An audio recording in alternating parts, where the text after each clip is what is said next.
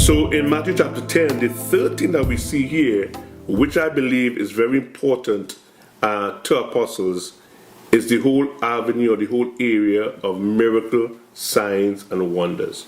It says that miracle, signs, and wonders are to follow apostles. He says here, heal the sick, verse 8, cleanse lepers, raise the dead, cast out demons. You have freely received, now freely give. Now, one of the problems that we face is this. Some try to tell us that these things are not happening today simply because God is more interested in giving revelation. He wants more clarity of the word. Yes, that is true, but that doesn't exempt us from desiring this. That doesn't exempt us from flowing and functioning in this. Are people still sick around us? Yes, they are. Are people dying around us?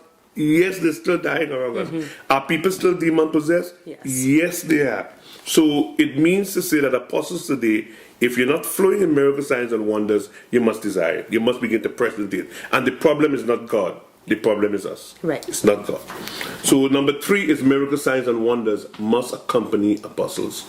4. Verses 9 to 10, he told them, he says, do not provide gold, nor silver, nor copper in your purses, nor a bag for the journey, nor 2 coats, nor sandals, nor staves, for the workman is worthy of his food. Number 4, and we could spend an entire day talking about this because of what we see happening with some who call themselves apostles today. It is clear. When God gives vision, Rachel, he makes provision. Right. So he's saying, if I send you out to do a task, you don't worry about that. Go do it. I will deal with the provision aspect of stuff. Okay, so all this stuff that we see in the church today with apostles like uplines in a multi-level marketing business where everybody have to pay up to this apostle is just rubbish. It is nonsense. It is crazy. Jesus never told his early apostles to function like that. He said, you go into a city, you find the Son of Peace, you labor there, provision will be made for you. Don't worry about provision. So number 4 is that whenever God gives vision, provision is made. Yes.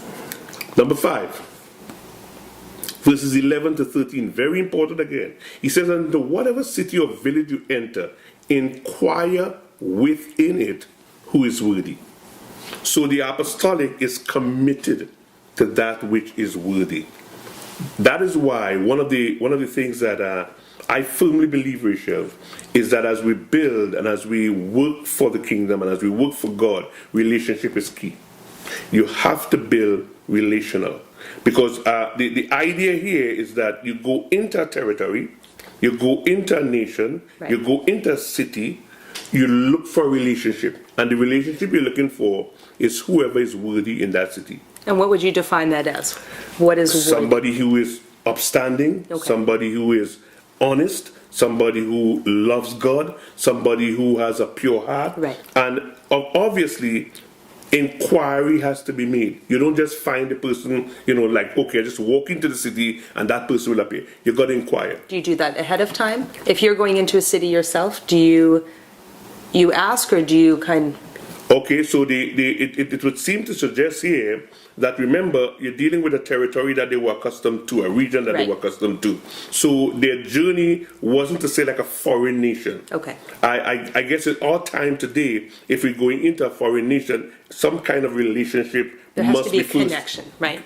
A connection must have first been made. Exactly. And of course, in determining that connection, you're looking for someone who's worthy. Right. You're not just going in like a business, anybody. No, you're looking for somebody who is worthy. You're looking for a house from where you can function. Right. And in this context, house means local church. You're looking for a local church that you can have a relationship with. You're not going scattering yourself all over. From that local church, you work that territory and you work that region.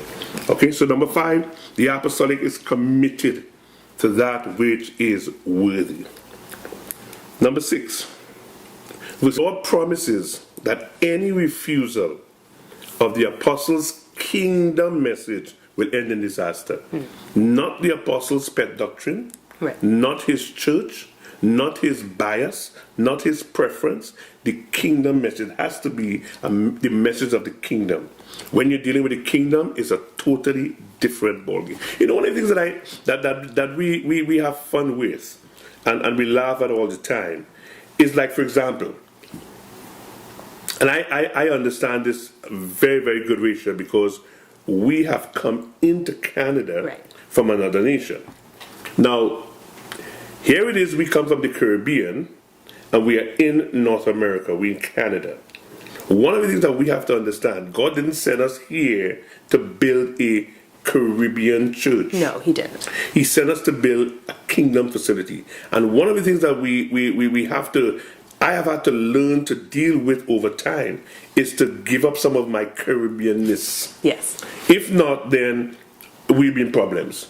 So we go to other nations, and when we go to some other nations, you find immigrants coming into that nation. And you readily see it because you can go into, let's say, a place like England, and you meet a lot of Africans. And you go to a church in England, and they try to Africanize that territory, it don't work. Right. It looks funny. It looks weird. It looks strange because Jesus never operated that way. So we have to understand that what we call to preach is the kingdom and not our peculiar territories. Right. So I can't go out now as a Canadian, and I've been Canadianized somewhat. I can't go and bring Canada Right. where I go. I have to bring the kingdom. Which shows that you have to be aware of where your biases are and those peculiarities, as you're saying, right? Yes, and we must be willing to adapt and to Yes. shift and to change. If not, then we're going to be in problem. Because only the refusal of the apostles' kingdom message, but that's what he told them. Whoever shall not receive you nor hear your words. The understanding there, when he says your words, it doesn't mean Your words. no, it Right. means the words of him who Yes, sent because me. you're sent. Right. When you depart out of that house or city, shake off the dust of your feet. Truly I say unto you, it shall be more tolerable for the land of Sodom and Gomorrah in the day of judgment than for that city. So one of the things that we established in this session is that it is relevant and it's important for apostles to preach the kingdom. The kingdom. When Jesus came as the apostle of God, he preached kingdom. Kingdom. John the Baptist. Kingdom. Kingdom. Kingdom. That's what we need to preach it. Rachel, the seventh thing we see here in Matthew chapter 10 is that the Lord promised apostles divine wisdom. If you're called to be an apostle, the Lord will release divine wisdom to you. It says here in verse 16, he says, behold, I send you out as sheep in the midst of wolves. Therefore, be wise as serpents and harmless as doves. And, one of the things that we have to understand with apostles, yes, we need wisdom, but we got to be careful because a lot of times I've seen it happen where apostles use their wisdom to manipulate people Yes. and control people. And so Jesus is saying this, get wisdom, be wise as serpents, but be harmless as doves. Why would he say that? Because obviously there is a possibility for you to be wise and become like a serpent. Right. So he's saying, listen, get your wisdom, yes, but don't use the wisdom to manipulate not to and be control and shrewd and tear people up. No, be harmless as doves. Amen? Because he who controls wisdom, come on. Right. That guy has a certain amount of authority and power. Okay, so to be wise as serpents and harmless as doves. So divine wisdom is something that all apostles need to tap into and flow into. Number 8. In verses 17 to 18, we didn't read that, but verses 17 to 18 and verses 21 to 23 of Matthew chapter 10, the Lord warns them about persecution. He showed that it cannot be avoided. And so one of the other things that apostles, they draw or they attract is persecution because of their kingdom message, because of their righteous stand, because of the way they function. They don't cut corners. Right. They just right up straight. They will attract persecution. So he's telling them to be aware of that, know that this is going to happen. In this day and age in which we live, where most of, I'm not saying all apostles, but a lot of apostles, they love the high life, they love the limelight, they love the niceties of life. Persecution, they do not want it. Right. But Jesus is saying here, if you're called to be an apostle, one of the things that you're going to draw is persecution. As a matter of fact, in verse 22, he sums it up so strong. He says, and you will be hated of all men for my name's sake, but the one who endures to the end shall be kept safe. Number 9, in that same passage, like I said before, Matthew chapter 10, the whole of Matthew 10 from verses 1 to 42. But in this session, Rachel read from verses 1 to 15. But in verses 19 to 20 and 26 to 27, let me quickly read that for you. But when they deliver you up, take no thought how or what you shall speak. For it shall be given you in the same hour what you shall speak. For it is not you who speak, but the Spirit of your Father who speaks in you. Verse 26, therefore, do not fear them. For there is nothing covered that shall not be revealed, and nothing hidden which shall not be known. What I tell you in darkness, speak in the light, and what you hear, proclaim on the housetop. So number 9, I believe that all apostles must flow in divine revelation. That is part of the gift of an apostle. You can't be an apostle and don't get divine revelation. So he's saying, listen, now, what I tell you in secret, that is divine revelation. That is what you're going to release from the housetop. So it's very important that apostles know that they can access divine revelation. Number 10, verses 24 to 25. It says this, it says, the disciple is not above his master, nor the servant above his Lord. It is enough for the disciple that he's like his master and the servant like his Lord. So point number 10 that I want to bring to you is apostles identify with their source. Apostles identify with their source. Their source is not their church. Their source is not their bank account. Their source is not their family ties. Their source is the one who sent them.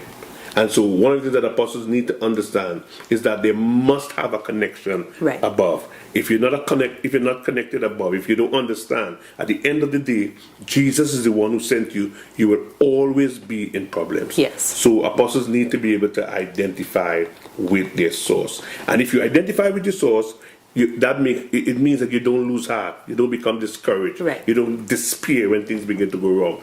Because you know that if they call the master of the house Beelzebub, they will call you the same. Right.